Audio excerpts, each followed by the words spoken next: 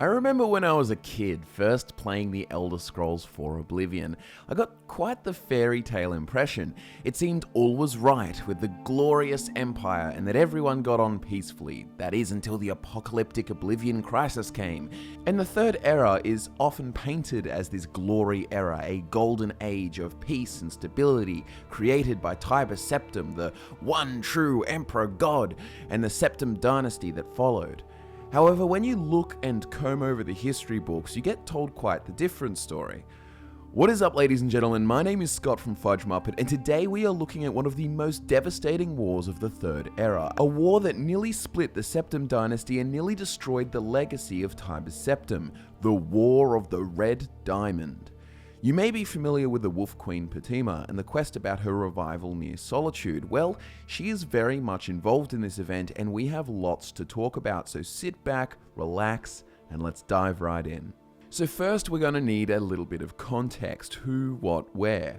To quickly bring you up to speed on the Septim Dynasty, Tiber Septim becomes Emperor of all Tamriel year 1 of the Third Era. His grandson Pelagius Septim I becomes Emperor in the year 38, but is assassinated by the Dark Brotherhood in year 41 with no direct heir. So Kintyra I is crowned, Pelagius' cousin and daughter of Tiber Septim's brother, Angarith. Her son Uriel I becomes emperor in the year 48, and his son Uriel Septim II becomes emperor in the year 64. Uriel Septim II was a pretty poor emperor with sloppy financial management, and his reign was marred by blights, plagues, and insurrections. But his son, Pelagius Septim II, would become emperor in the year 82 of the Third Era and fixes many of the problems that his father caused. So here we are at Pelagius II. He is the important figure here. It is his story and his children that would lead to the most devastating civil war of the Third Era.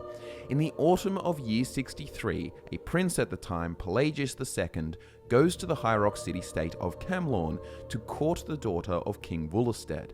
His daughter was named Quintilla, the most beautiful princess of Tamriel, as the tales say, and an accomplished sorceress in addition. When Pelagius II arrived at the court, he found the city-state being terrorized by a demonic werewolf, and instead of getting down with dating, Pelagius and Quintilla set off together to save the kingdom.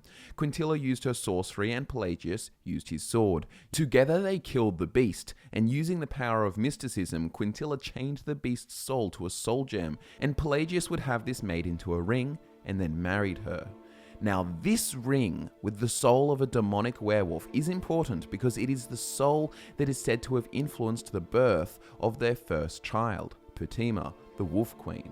In total, Pelagius II had 4 children. His first was Antiochus Septim, whose mother had died, leaving Pelagius a widower before he then went on to marry Quintilla. With Quintilla, he would have 3 other children, a daughter Potema and 2 more sons, Sephirus and then Magnus. All of these children would be players in the war to come, so let me set the stage for this devastating war. When Potema was born and shown to her grandfather Uriel Septim II, he remarked she looked like a she-wolf, about ready to pounce. She would grow up in the imperial city with quite the interesting upbringing. She inherited her mother's beauty and was sharp of mind, however she often felt alone with distant parents. You see, her father was off, busy with political affairs, assisting the emperor. Her older half-brother, Antiochus, was 16 years her senior, and he was off womanizing most of the time, and partying the rest. Potema's mother was often busy with the care of her younger brothers, Sephirus and Magnus, so this left Potema to herself a lot of the time. She was tutored extensively and picked up many skills, such as blackmail and political maneuvering, in addition to even lockpicking. With the use of her skills, she would eventually discover that she was going to be married off to King Antiochus of Solitude. King Antiochus was 62 years old and quite fat. She also dreaded the northern cold climate, and many tears would be shed before accepting her new reality. King Antiochus and Potema Septim would be married, Potema being only 14 years old. King Antiochus had been widowed and had a son, Prince Barthorg, who was 2 years older than his new stepmother Potema, one of the more awkward family dynamics that you can imagine. King Antiochus loved Potema dearly though, and treated her very well. They tried for a child many times with many miscarriages until she was 29 years old, when she bore him a son, Uriel Antiochus. 1 year later, her father Pelagius II had died, and she returned to the imperial city with her husband and 1-year-old son. Her mother Quintilla felt that she was going to die soon and actually gave Potema a parting gift. The soul gem that contains the soul of the werewolf had been refitted onto a necklace, which Quintilla then gifted to Potema.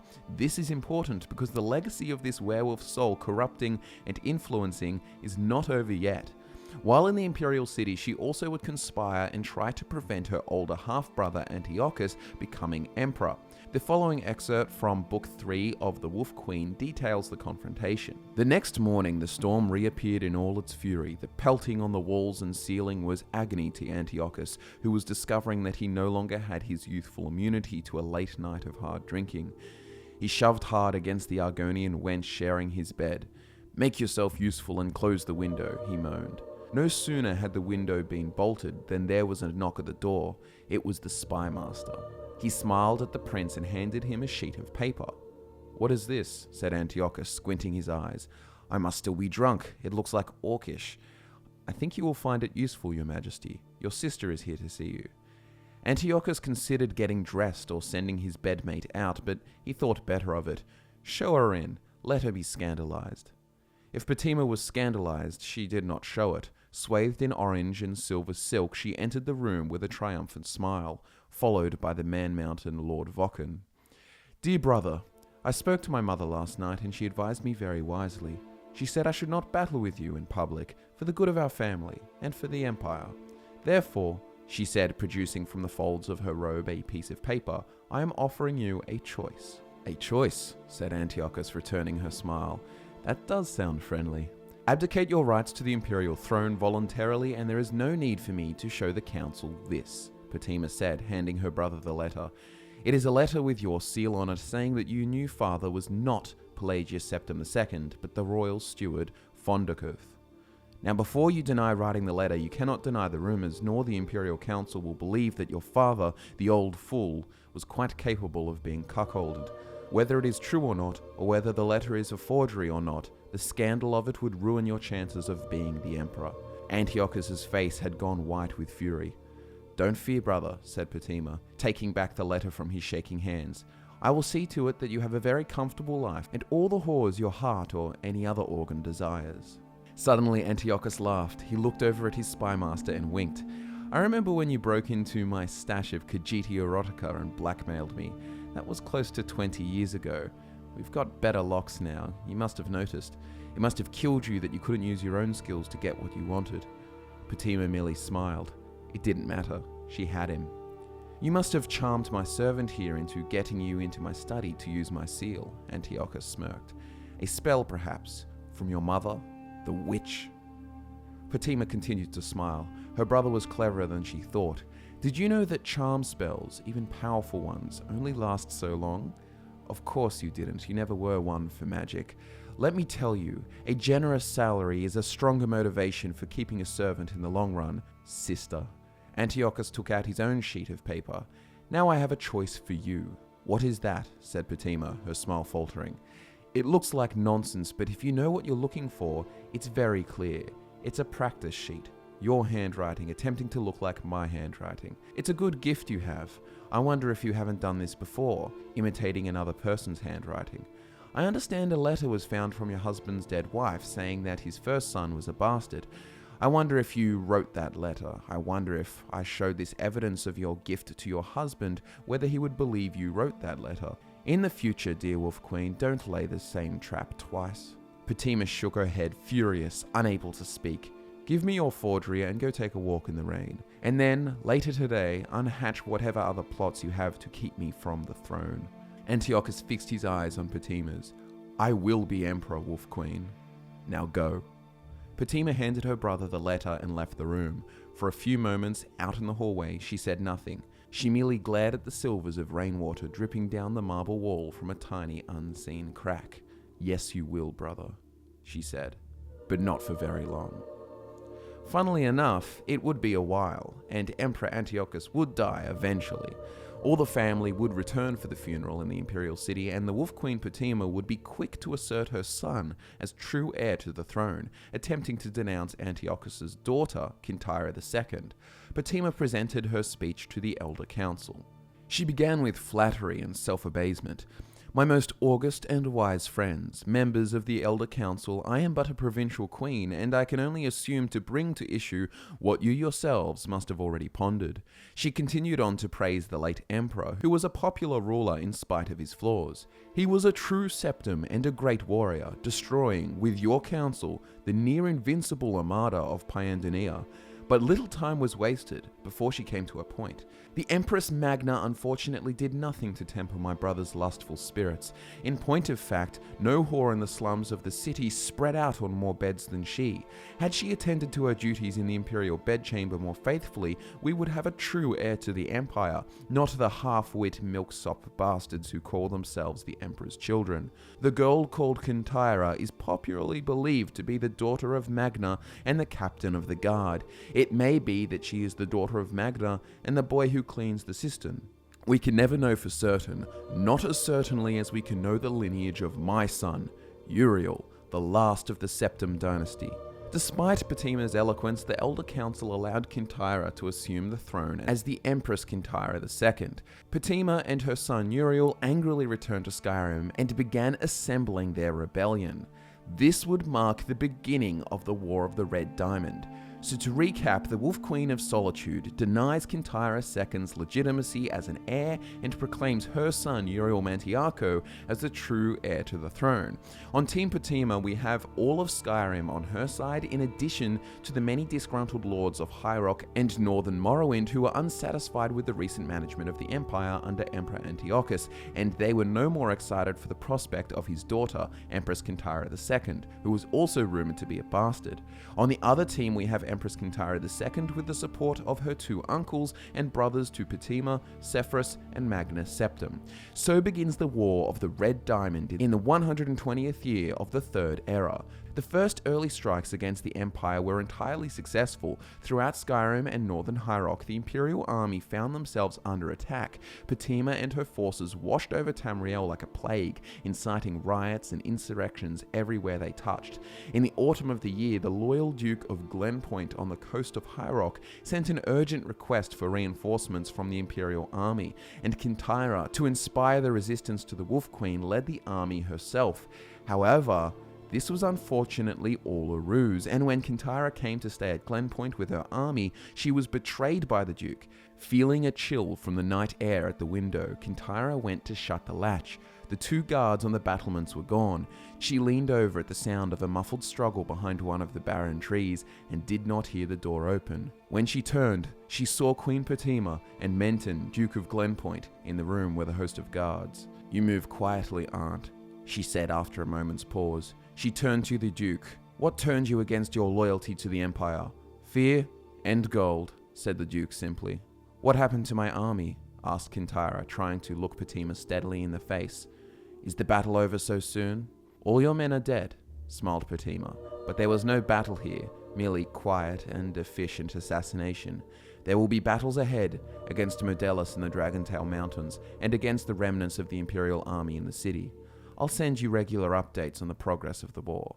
"So I am to be kept here as your hostage?"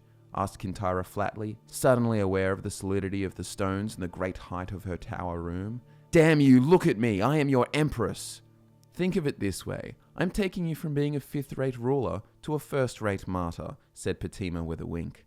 "But I understand if you don't want to thank me for that." There is debate and speculation as to her actual execution date, but Kintyra was either executed shortly after this interaction in the year 121, or she was executed year 125 after being held prisoner for years. However, what is known is that Uriel Mantiarco successfully conquered lots of the Empire, renaming himself Uriel Septim III and proclaiming himself Emperor of Tamriel.